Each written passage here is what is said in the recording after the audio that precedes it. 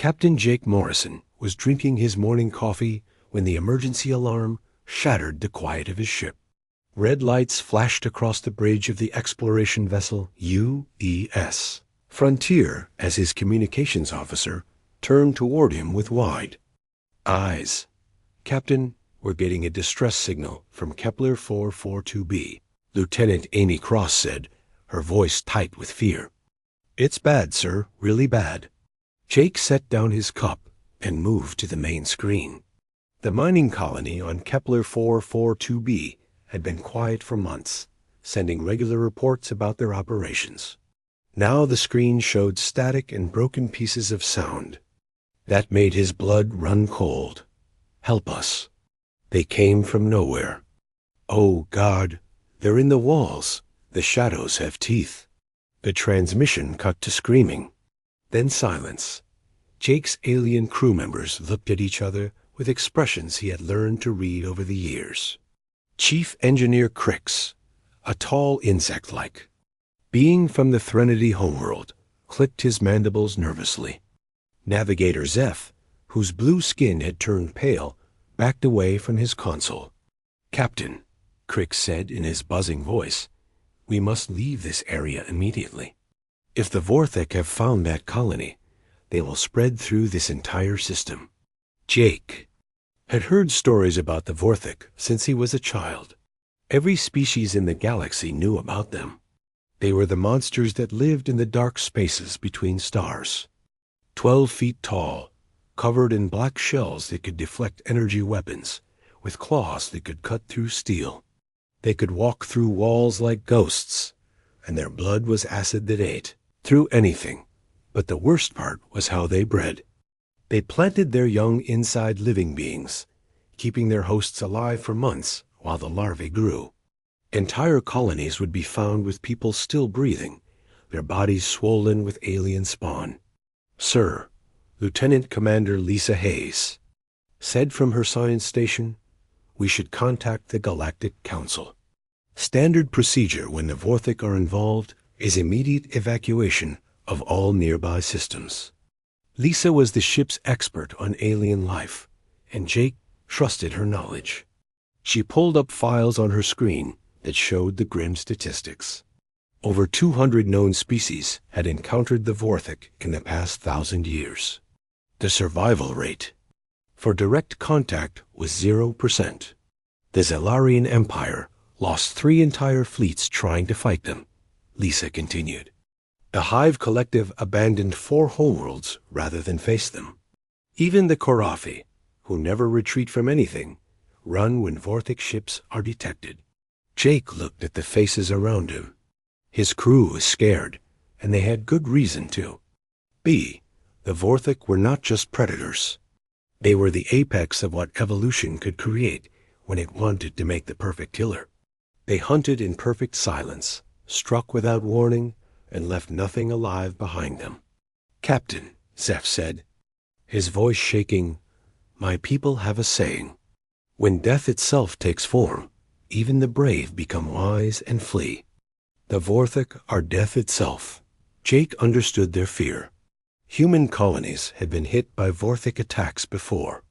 The response was always the same: evacuate everyone from nearby systems and hope the creatures moved on to other hunting grounds. No one fought them. No one even tried anymore. He thought about the mining colony.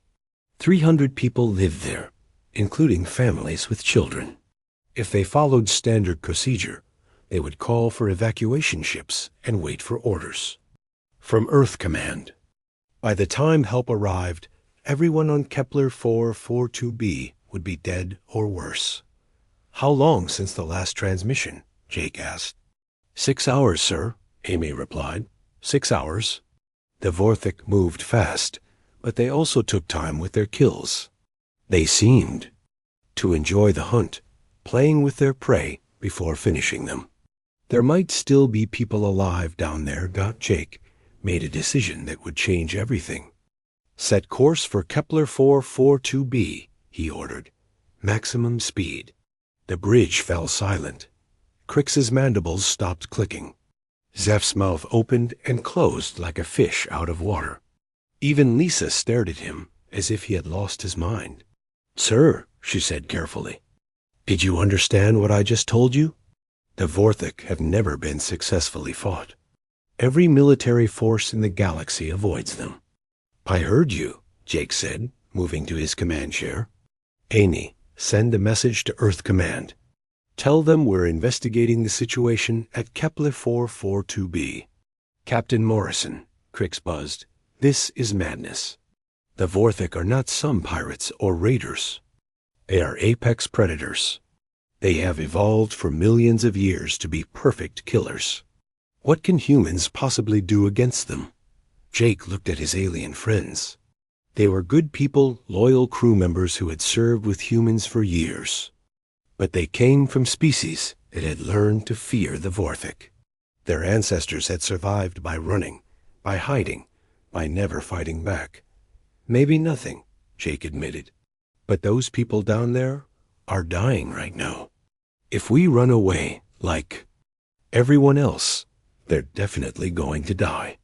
If we try to help, maybe some of them live." "The Vorthik will kill us all," Zeph whispered. "Maybe," Jake said again. "But humans don't run from monsters. We hunt them." Lisa pulled up more files on her screen, shaking her head. "Jake, look at this data. The Vorthik can phase through solid matter. Their exoskeletons are harder than diamond.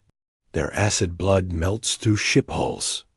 They hunt in coordinated groups, and they're faster than anything we've ever seen.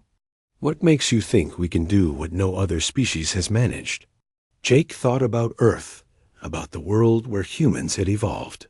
It was a planet full of predators. Bears, wolves, big cats, snakes, sharks.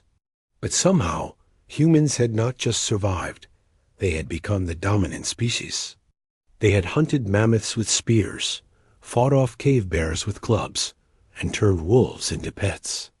"Because we're human," he said simply. "We've been killing monsters since we lived in caves. Maybe it's time the galaxy learned what that means." The UES Frontier jumped to hyperspace, heading toward a confrontation that would either end in their deaths or change the balance of power in the entire galaxy. Behind them, other ships picked up their course change and began following, drawn by curiosity or the hope that maybe, just maybe, someone had finally found a way to fight back against the dark. The U's Frontier dropped out of hyperspace near Kepler 442b, and immediately everyone on the bridge knew something terrible had happened. The planet's surface, which should have shown the bright lights of the mining facility, was dark except for strange green glows that pulsed like a sick heartbeat. "Scanning the surface now," Lisa Hayes said, her fingers moving quickly over her console. "I'm detecting massive structural damage to the main facility. The metal framework is dissolved. There are acid burns across a 20-kilometer area." Jake stared at the main screen showing the planet below. Where the mining complex had stood, there were now twisted metal ruins that looked like they had been dipped in acid. The neat rows of buildings were gone, replaced by organic-looking growths that hurt to look at. "Life signs?" he asked. "No human readings on the surface," Lisa replied. "But I'm getting movement in the underground tunnels. Lots of movement. Large. Contacts moving fast through the mining shafts."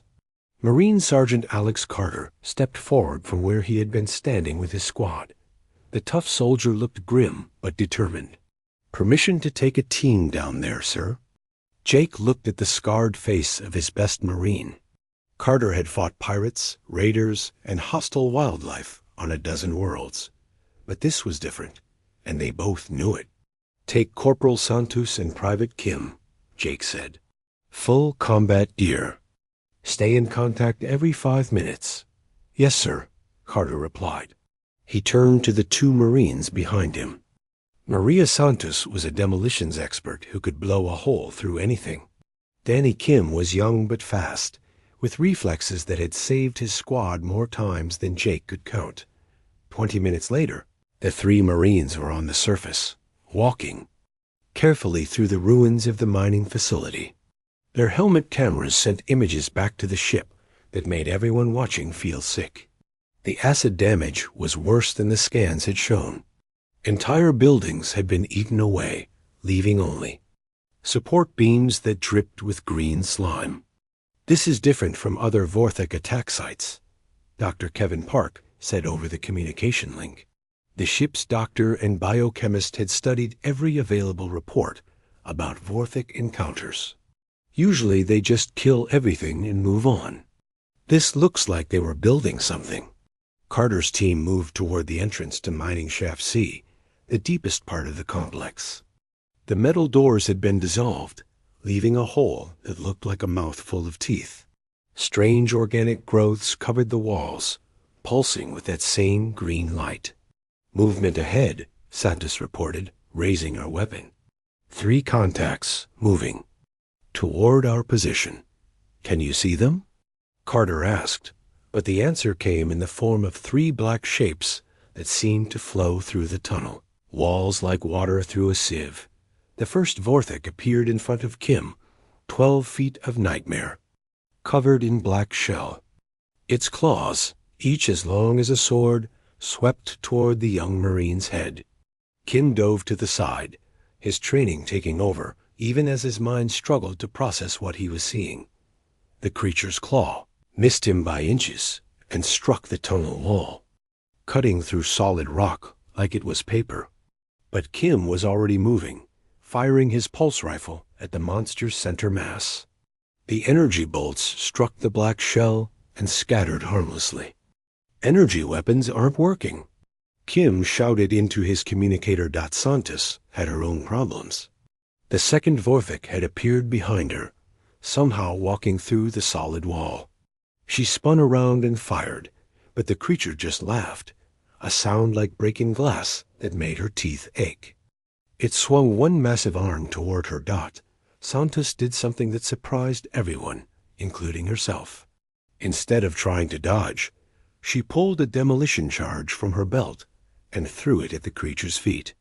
The explosion in the confined tunnel was deafening, but when the smoke cleared, the Vorthok was still standing. But it was also angry, and Carter noticed something important. The creature was limping. "Explosives hurt them," he yelled. "They're not invulnerable." The third Vorthok was stalking Carter himself, moving with a grace that seemed impossible for something so large. It kept phasing in and out of the walls, trying to confuse him.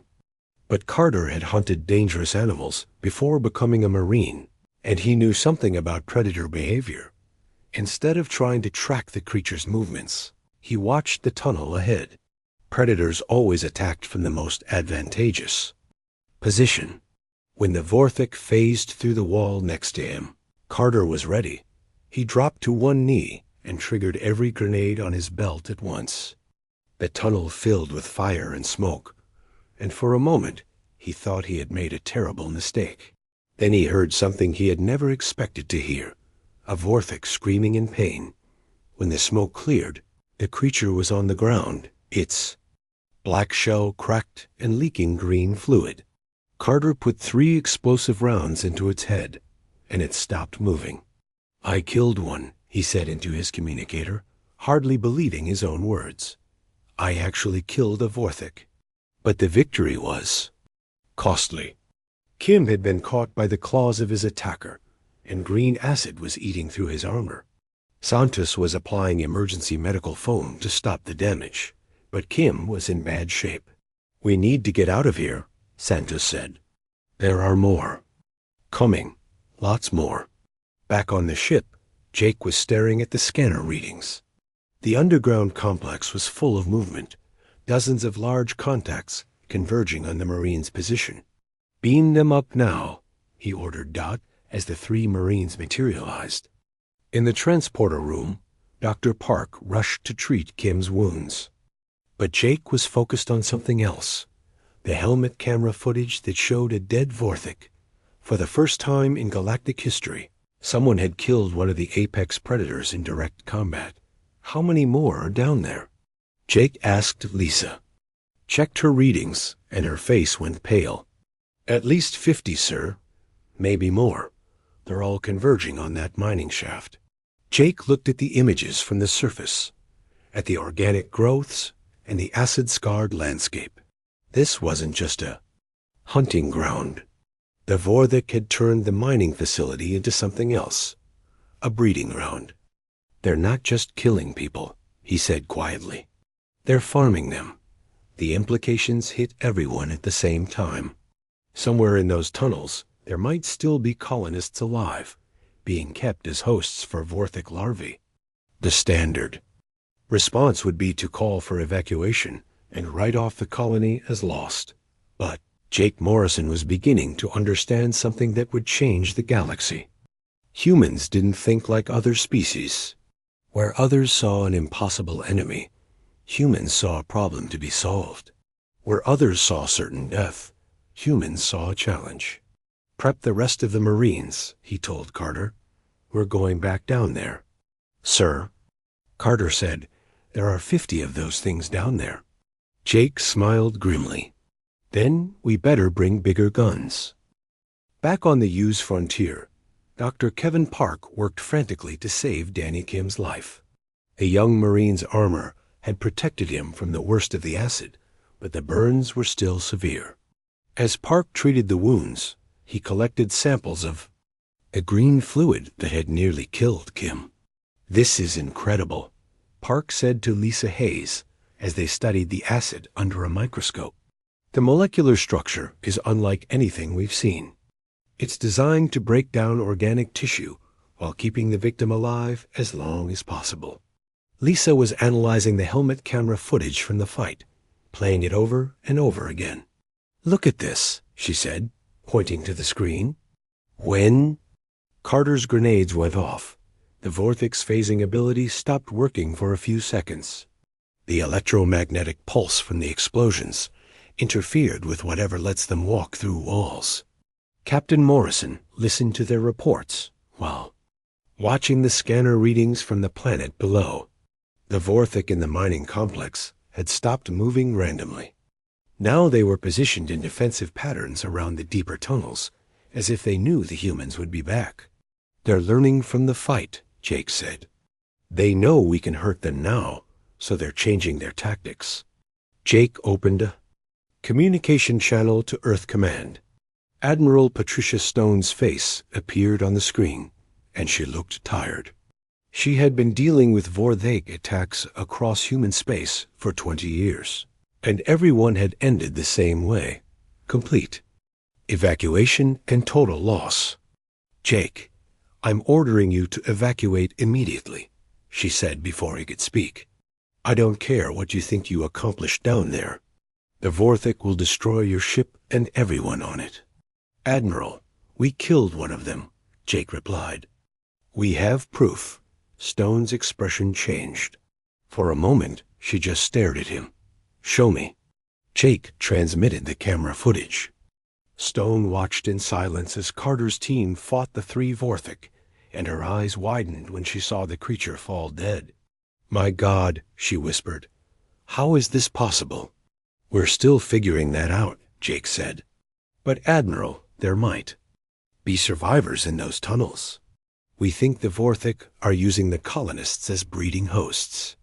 Stone was quiet for a long moment. Every military protocol said to evacuate and write off the colony. But the footage of a dead Vorthik changed everything. For the first time in galactic history, there was proof that these monsters could be killed. "I'm sending reinforcements," she said finally. "Hold your position and don't engage until they arrive." But Jake had already made his decision. "We're going back down there, Admiral. Those people don't have time to wait for reinforcements." While Jake argued with Earth Command, Chief Engineer Crix was working with the human engineers to modify their weapons. The insect-like alien was terrified of the Vorthik, but he was also fascinated by the possibility of actually fighting them. If electromagnetic pulses disrupt their phasing, Crix buzzed to engineer Tom Bradley, we could modify the pulse rifles to emit a constant low-level field. "It won't hurt us," but it might keep them from walking through walls. Bradley nodded, his hands already working on the weapon modifications. What about their armor? Energy weapons barely scratched them. Kinetic weapons, Dr. Park said, joining the conversation. Bullets, explosives, anything with physical impact. Their shells are designed to deflect energy, not absorb physical force. Within 2 hours, they had equipped the Marines with modified weapons and new tactics. Pulse rifles that created electromagnetic fields, explosive rounds designed to crack Vorthic shells, and most importantly, portable shield generators that could block acid attacks. Sergeant Carter briefed his expanded team of 12 Marines. Along with Santos and the recovering Kim, he now had demolitions expert Corporal Lisa Ryan, sniper Private Jake Torres, and assault specialist Sam Clark leading a squad of volunteers. These things hunt in packs, Carter told them. Usually 3 to 7 at a time. They communicate through sounds we can't hear, and they get more aggressive when one of them is hurt. But they also panic when they start losing, just like any other predator. The team descended into the mining complex again, but this time they were prepared. Their new electromagnetic field generators worked perfectly. The Vorthic couldn't phase through walls anymore. Without their main advantage, the creatures had to fight like any other enemy. The first encounter happened in Tunnel B4. Vorthic tried to ambush the Marines, but the humans were ready. Torres put explosive rounds into the lead creatures. Headwall Ryan set off shaped charges that brought down part of the tunnel ceiling, trapping 2 of the monsters. The 4th Vorthic charged directly at Carter, its claws raised to strike. But Carter had studied the footage from their first fight. He waited until the last second, then dove to the side while triggering his shield generator. The creature's claws struck the energy barrier and bounced off, and Carter put 3 explosive rounds into its exposed side. "They're not invincible," Clark reported over the communication link. "They're just animals. Big, scary animals, but still animals." The real discovery came when they reached the deeper tunnels. Private Torres found the first group of colonists, and what he saw made him physically sick. 20 people were embedded in organic walls, their bodies swollen but their eyes still aware. Green tubes fed into their bodies, keeping them alive while Vorthic larvae grew inside them. "They're still conscious," Torres said, his voice shaking. "They know what's happening to them." Dr. Park, monitoring from the ship, made a quick decision. Cut them out. "I can neutralize the larvae if we get them back to the medical bay fast enough." The rescue became a running battle as every Vorthic in the complex converged on the Marines' position. But the humans had learned how to fight them now. They used the tunnels against the creatures, funneling them into kill zones where explosives and concentrated fire could bring them down. The hardest fight came at the nursery chamber, where hundreds of larvae were gestating in a living wall of human hosts. At the center of the chamber sat something that made even Carter hesitate. A massive Vorthic twice the size of the others, covered in scars and missing one arm from some ancient battle. "That's the Prime," Lisa Hayes said over the communication. "Link, the Hive Queen. She's been alive for centuries." The Prime moved differently than the other Vorthic. She was slower, but more intelligent, using the chamber's layout to her advantage. She sent waves of smaller Vorthic at the Marines, while positioning herself for the killing. Dr. Park watched the battle through the camera feeds and noticed something crucial. "Carter, the Prime is old, really old. Her cellular structure is breaking down. Try frequency 774 on your M generators." Carter adjusted his field generator to the new frequency and fired it directly at the Prime. The ancient creature screamed, a sound like metal tearing, and her movements became unsteady. Her own biology, evolved over millions of years, was working against her. The Marines concentrated their fire on the Prime while she was disoriented. Explosive rounds cracked her ancient shell, Acid burned through her armor, and finally she fell. As she died, she let out a final scream that every Vorthik in the complex could hear. It was a warning to others of her kind across the galaxy. For the first time in their species' history, a prime had been killed by prey. The age of Vorthik dominance was ending. The Marines rescued 43 colonists from the nursery, many of whom would recover fully thanks to Dr. Park's quick treatment. But more importantly, they had proven something that would change the entire galaxy. The Vorthik were not gods. They were not unstoppable. They were just another predator, and humans had been killing predators for a very long time. The news traveled across the galaxy faster than any ship could fly. Within days, every species in known space had seen the footage of dead Vorthik lying in the tunnels of Kepler 442b. The response was unlike anything in galactic history. Ambassador Rachel Green stood before the Galactic Council on the neutral station of Haven Prime, facing representatives from 200 different species. For the first time since the council was formed, every single member was present. The great circular chamber buzzed with translated voices speaking in dozens of languages, all asking the same question: how had humans done the impossible? Honored delegates, Rachel began, her voice carrying across the vast chamber. 3 weeks ago, the mining colony of Kepler 442b was attacked by Vorthik forces. Standard protocol would have been evacuation and total loss. Instead, human forces engaged the enemy directly and achieved victory. The chamber erupted in noise. The Zelarian ambassador, a tall warrior with blue-scaled skin, stood up from his seat. Ambassador Green, the Zelarian Empire has fought the Vorthik for 3,000 years. We have lost entire fleets to these creatures. What makes humans think they can succeed where we have failed? Rachel activated the holographic display at the center of the chamber. The footage played in 3 dimensions, showing Sergeant Carter's team fighting the Vorthik in the mining tunnels. Every delegate watched in stunned silence as the massive prime fell dead. We didn't think we could succeed, Rachel said quietly. We just refused to let innocent people die without trying to save them. The response from the galactic community was immediate and overwhelming. The Confederation of Worlds sent a formal request for human military advisors within hours. The Hive Collective, whose insectoid warriors had fled from Vorthik encounters for centuries, offered to trade their most advanced technology for human anti-Vorthik training. But not everyone was pleased with humanity's success.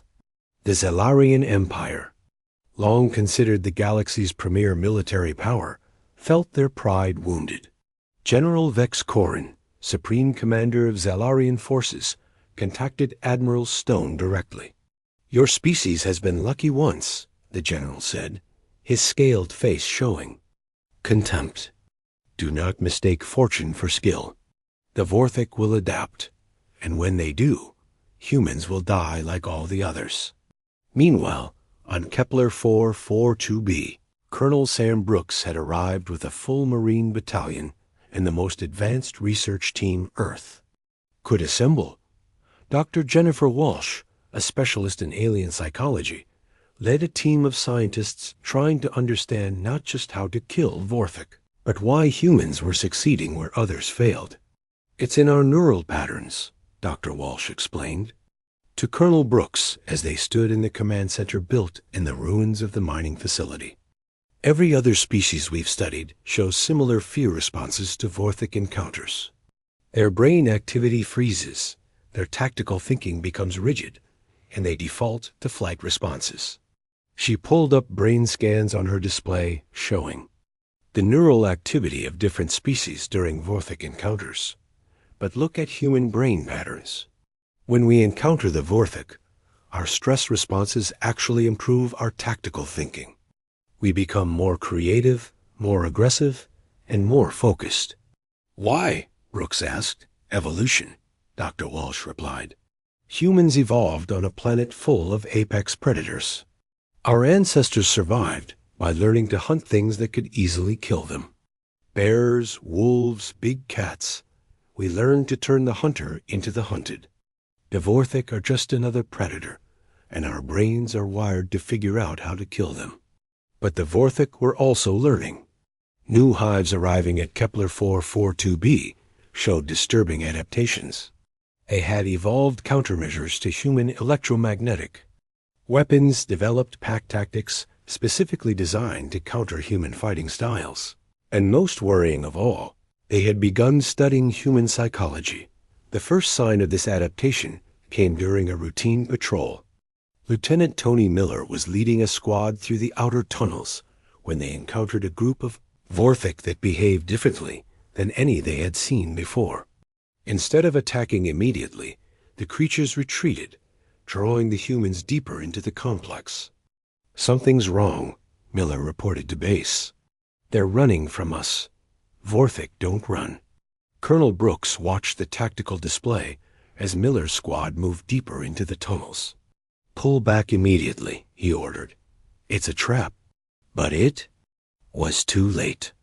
A tunnel ceiling collapsed behind Miller's squad, cutting off their retreat. Vorthik poured in from side passages, but these creatures fought with human-like tactics. They used cover, coordinated their attacks, and worst of all, they seemed to understand human psychology. One of the Vorthik played recorded sounds of children crying, sounds taken from the original attack on the colony. The human Marines hesitated. For just a moment, their protective instincts overriding their training.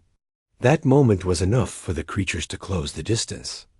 Private Kelly Foster went down first, acid burning through her armor.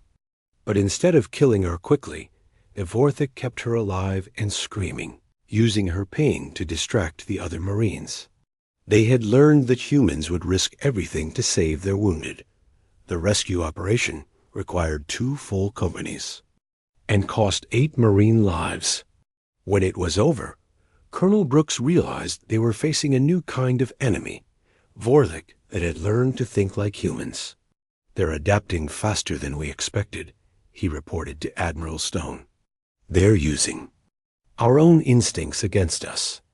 The situation became critical when 6 different Vorthik hives began converging on Kepler 442b. Long-range scanners detected massive bioships approaching from different directions, each carrying thousands of the creatures. For the first time, since humans had begun fighting the Vorthik, they faced the possibility of being overwhelmed. But something unexpected happened. Ships from across the galaxy began arriving at Kepler 442b, not to evacuate, but to fight alongside the humans. The first to arrive was a Threnody cruiser commanded by Captain Zix Klar, a veteran warrior who had lost 3 colonies to Vorthik attacks. "My people have run from these monsters for 500 years," Zix Klar told Colonel Brooks when they met in the command center.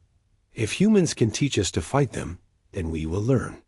Soon the orbital space around Kepler 442b filled with ships from dozens of species. The Benthan Collective sent their most advanced warships. The Korathi dispatched their elite guard units. Even the peaceful Selenites contributed their medical ships and supply vessels. Dr. Walsh found herself training alien warriors in human fighting techniques.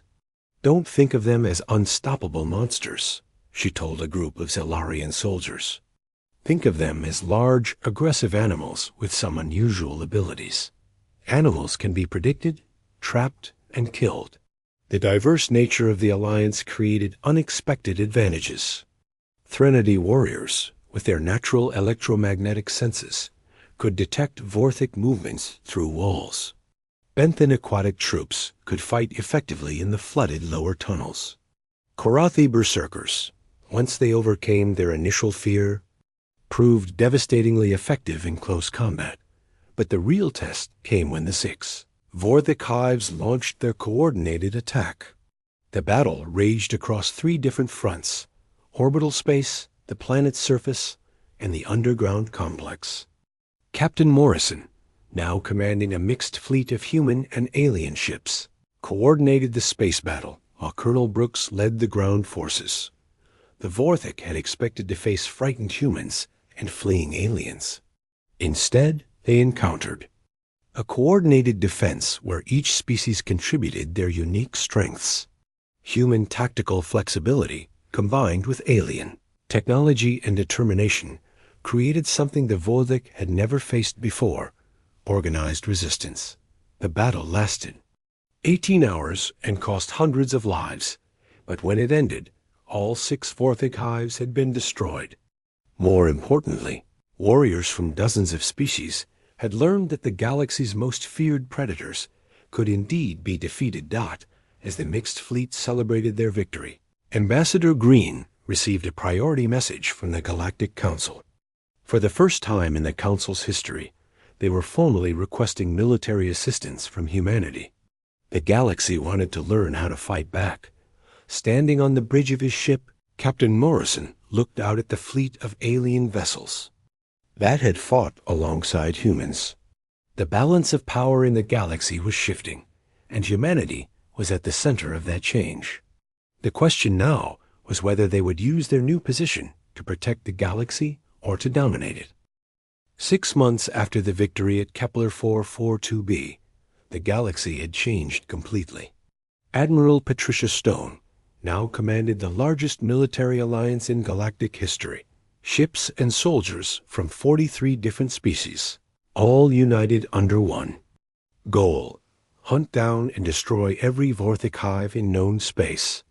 The new joint fleet assembled at Zerion Station, a massive military base built specifically for the anti-Vorthik campaign. Stone stood in the command center, watching as alien warships took positions alongside human vessels. The sight still amazed her. Species that had been enemies for centuries were now working together, united by their shared hatred of the V-O-R-T-H-A-K Major. Chris Taylor walked up to the Admiral, carrying the latest intelligence reports. Taylor commanded the newly formed Vorthik Hunter Division, elite human units trained specifically for fighting the creatures. His soldiers were volunteers from every branch of human military, all eager to take the fight to humanity's ancient enemy. "Admiral, we have located the primary Vorthik breeding worlds," Taylor reported. "Intelligence suggests there are 12 major hive complexes spread across 7 systems. Each one has been operating for thousands of years." Stone studied the star charts on the main display. Red markers showed Vorthik territories that had been no-go zones for millennia. Now they were targets. "What's our first objective?" she asked. "Zerion 7, Taylor replied. "It's the closest to our position, and according to Threnody records, it's where the Vorthik have been breeding their flying variants." Flying Vorthik. Reports from Deep Space Scouts had described these new creatures, Vorthik, that had evolved wings and could hunt in 3-dimensional space. They could attack ships directly, phasing through hulls and killing crews before anyone knew they were. But humans had learned something important over the past 6 months. Every time the Vorthik evolved a new ability, humans found a way to counter it. Dr. Michelle Carter, who had taken over xenobiology research after her brother Alex was promoted to field commander, had developed new tactics for every Vorthik variant they encountered. "The flying ones are actually easier to kill," she explained to the mixed crew of alien officers gathered in the briefing room. "They sacrifice armor for mobility. Standard kinetic weapons can bring them down, and they can't. Phase while flying, it disrupts their flight controls." Captain Elena Rodriguez, who had become the galaxy's leading expert on training alien soldiers to fight like humans, added her own observations. "The key is getting other species to think like human hunters. Most aliens see a flying predator and think, run for cover. Humans see it and think, clay pigeon." The assault on Zerion 7 began with a coordinated attack by the Joint Fleet. Human ships engaged the Vorthik bioships in orbit, while alien forces provided support fire. But the real battle was fought on the planet's surface, where Taylor's hunter teams worked with alien specialists to clear the hive complexes. The planet was a nightmare landscape of crystalline spires and organic structures that hurt to look at. The Vorthic had been breeding here for so long that they had changed the planet's entire ecosystem. Strange plants with metallic leaves grew in twisted patterns, and the air itself seemed to shimmer with hostile energy. Sergeant Alex Carter, now leading Alpha Squad of the Hunter Division, moved carefully through the crystal forests with his mixed team of human and alien soldiers. The flying Vorthic attacked in groups of 20 or more, diving from the sky like living missiles. "Contact above," Private Rebecca Hayes shouted, raising her modified pulse rifle. The flying Vorthic were different from their ground-based cousins, sleeker, faster, but also more fragile. Hayes put 3 explosive rounds into the lead creature's wing, and it crashed into the crystal trees with a sound like breaking glass. But there were too many of them. The sky filled with black shapes diving toward the ground forces. Carter made a quick decision that showed how much human tactics had evolved. "All teams form hunter circles," he ordered. "Overlapping fields of fire, watch each other's backs." The alien soldiers followed human commands without question. They had learned that when fighting Vorthic, human tactical thinking saved lives. The combined forces formed defensive circles, where each soldier covered their neighbors, creating a wall of gunfire that the flying Vorthic couldn't penetrate. Dr. Michelle Carter watched the battle from the command ship, analyzing every aspect of Vorthic behavior. She had spent months studying captured creatures, learning how they thought and what drove them. What she discovered changed everything humans thought they knew about their enemy. "They're not just predators," she reported to Admiral Stone. "They're refugees. Their original homeworld was destroyed thousands of years ago, and they've been trying to rebuild their civilization ever since. They don't see other species as prey. They see them as resources for survival." This knowledge changed how humans approached the fight. Instead of simple extermination, they began targeting Vorthic infrastructure and breeding capabilities. Cut off from their ability to reproduce, the creatures became desperate, making mistakes that human hunters could exploit. The breakthrough came during the assault on the primary hive complex. Captain Rodriguez led a team of specially trained Korathi warriors into the deepest chambers, where they discovered something that shocked everyone. The Vorthic weren't just breeding randomly. They were trying to preserve their own genetic diversity by incorporating DNA from other species. "They're dying out," Rodriguez reported. "Their species is failing, and they're trying to save themselves by mixing with other life forms. That's why they keep people alive during the breeding process. They need living hosts to stabilize their genetics." This discovery led to the most important tactical shift in the war. Instead of fighting the Vorthic as unstoppable monsters, humans began treating them as a species facing extinction. Desperate animals were dangerous, but they were also predictable. The Battle of Nethi Station proved this new understanding. The massive space station had been a Vorthac breeding facility for over a millennium, containing millions of creatures and the genetic templates for their entire species. General Paul Martinez commanded the assault force, 300 ships and 50,000 soldiers from 20 different species. But the station wasn't just a military target. It was the repository of Vorthic culture, history, and science. When human forces breached the central core, they found libraries of genetic information, star charts showing the location of every Vorthic facility, and most importantly, records of their original homeworld. "They call it Vorthic Prime," Dr. Carter explained to the command staff as they studied the captured data. "It's where their species first evolved, and according to these records, it's where they're calling all remaining hives for a final stand." The implications were staggering. Instead of scattered hive complexes spread across the galaxy, all remaining Vorthic were concentrating on a single world.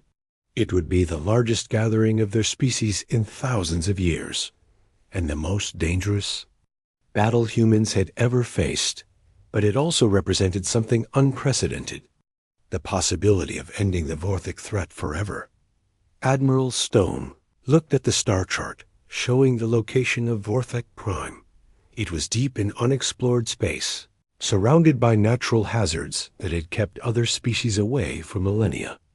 Getting there would require the largest fleet ever assembled, and the battle would determine whether humans remained the galaxy's protectors or became just another failed species that had challenged the Vorthic. "Begin preparations for the final campaign," she ordered. "We're going to finish what we started at Kepler 442b." As news of the discovery spread through the fleet, soldiers and aliens alike began preparing for the ultimate test. They had proven that individual Vorthic could be killed, that hive complexes could be destroyed, and that the creature's reign of terror could be ended. Now they would learn whether humanity was truly ready to become the galaxy's apex predator. Vorthic Prime hung in space like a black wound against the stars. The planet was larger than Earth, covered in perpetual darkness that seemed to absorb light itself. Strange energy fields danced across its surface, and massive structures that had no name in any language reached toward the void like claws. Admiral Patricia Stone stood on the bridge of her flagship, the UES Apex, watching as the largest fleet in galactic history took position around the Vorthic homeworld. 800 ships from 60 different species had followed humanity to this place. The sight should have filled her with confidence, but Stone knew the real battle would be fought on the planet's surface. "Admiral," Captain Jake Morrison reported from his position at Tactical, "we're detecting massive energy readings from the planet. Every Vorthic hive in the galaxy is down there. Millions of them." Stone nodded grimly. Intelligence estimates suggested that over 10 million Vorthic had returned to their homeworld for this final battle. It was the largest concentration of apex predators the galaxy had ever seen, and they were all waiting for the Allied forces to come to them. General Paul Martinez stood beside Admiral Stone, studying the tactical displays. His ground forces numbered 200,000 soldiers, but they would be fighting an enemy that outnumbered them 50-1 on their own territory. "The plan remains the same," Martinez said to his assembled commanders. "Multiple landing zones, coordinated strikes on the primary hive complexes, and systematic clearing of each sector. We've proven we can kill these things. Now we prove we can kill all of them." The first wave of landing craft descended through Vorthic Prime's toxic atmosphere like meteors. Captain Elena Rodriguez led the assault on Landing Zone Alpha, her mixed force of human marines and alien warriors hitting the surface in the largest combined operation in military history. The planet's surface was worse than anything they had encountered before. The ground itself seemed alive, pulsing with veins of green energy that hurt to look at. Massive organic structures rose from acid lakes, and the air was filled with spores that tried to eat through their environmental suits. Movement everywhere. Sergeant Alex Carter reported as his hunter team advanced toward the first hive complex. "They're not hiding anymore. They're coming right at us." The Vorthic attacked in waves, unlike anything the Allied forces had seen before. Hundreds of creatures poured from underground tunnels, supported by flying variants that blocked out the alien sky. But these weren't random attacks. They were coordinated. Assaults that showed the creatures had learned from every previous battle. Dr. Michelle Carter monitored the battle from the command ship, analyzing Vorthic behavior patterns in real time. What she saw filled her with dread. "They're not just fighting for survival anymore," she reported to Admiral Stone. "They're fighting for vengeance. They know we're here to end their species, and they're going to make us pay for every life." The first major battle occurred at Hive Complex 7, where Major Chris Taylor's Hunter Division encountered something that made even veteran soldiers stop and stare. The Vorthik had built a massive pyramid-like structure from the bones of their victims, with living walls that pulsed with captured life energy. "There are still people alive in there," Private Rebecca Hayes reported, her voice shaking. "Thousands of them from dozens of species. They've been keeping them alive for centuries." The rescue operation became a nightmare as the Vorthik used their captives as living shields. Every shot the humans fired risked killing the very people they were trying to save. But Taylor made a decision that showed how much humanity had changed since their first encounter with the creatures. "We advance anyway," he ordered. "We can't save everyone, but we can make sure this never happens again." The battle through the pyramid was fought room by room, corridor by corridor. Human soldiers used tactics they had never imagined, working with alien specialists to disable Vorthek defenses while protecting the captives. Threnody warriors used their electromagnetic senses to locate hidden passages, while Karathi berserkers cleared rooms with controlled fury, but the real horror waited in the planet's core. Captain Rodriguez led a special assault team into the deepest chambers, where they discovered the source of Vorthik power. The Queen Mother, the original ruler of the species, sat in a vast chamber that stretched for kilometers underground. She was ancient beyond measure, her body more machine than creature after millions of years of existence. Cables and organic conduits connected her to every Vorthik on the planet, making her not just their leader, but their living brain. Around her, the walls were covered with the preserved remains of every species the Vorthik had ever encountered. "I remember when your ancestors first left their small world," the Queen Mother spoke, her voice echoing in their minds rather than their ears. "We watched you hunt your primitive prey with sticks and stones. We thought you were just another food source." General Martinez had joined the assault team for this final confrontation. He looked up at the massive creature and felt something he had never expected: pity. "You could have found another way," he said. "You didn't have to become monsters." "We became what we needed to become to survive," the Queen Mother replied, "just as you have become hunters of hunters. But tell me, human general, what happens to your species when there are no more monsters to fight?" The question hung in the air as the final battle began. The Queen Mother unleashed every defense she had, calling on power that had been building for millions of years. The chamber filled with energy that could dissolve matter, creatures that existed between dimensions, and weapons that attacked the mind itself. The cost was terrible. Major Taylor fell protecting a group of rescued captives.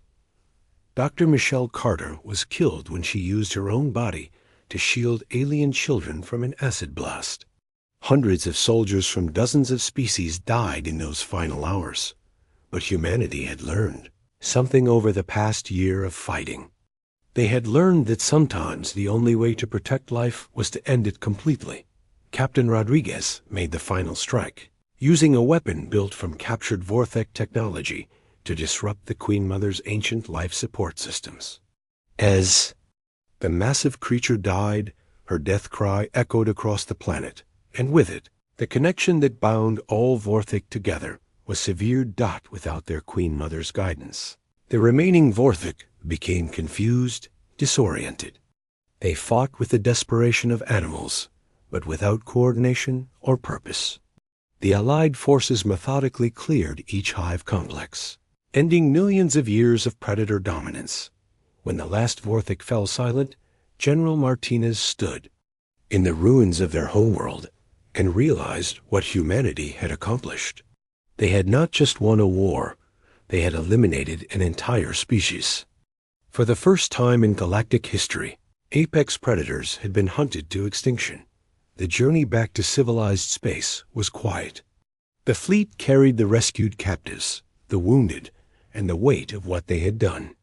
Admiral Stone looked out at the stars and wondered about the Queen Mother's final question. Humanity had become the galaxy's protectors by becoming its most effective killers. Every species in known space now looked to humans for military leadership. They had transformed from a minor civilization to the apex predators of the galaxy. Captain Morrison, now commanding the new Predator Hunter class of ships, received their next assignment while still in hyperspace. Unknown creatures had been detected in the Andromeda Spiral, and the Galactic Council wanted human forces to investigate. As the UES Apex jumped toward its new destination, Morrison smiled grimly. The Vorthic were gone, but the galaxy was vast and full of dangers. Humanity had found its purpose among the stars. They were the species that other species called when monsters needed to be killed. The age of human dominance had begun, and the galaxy would never be the same.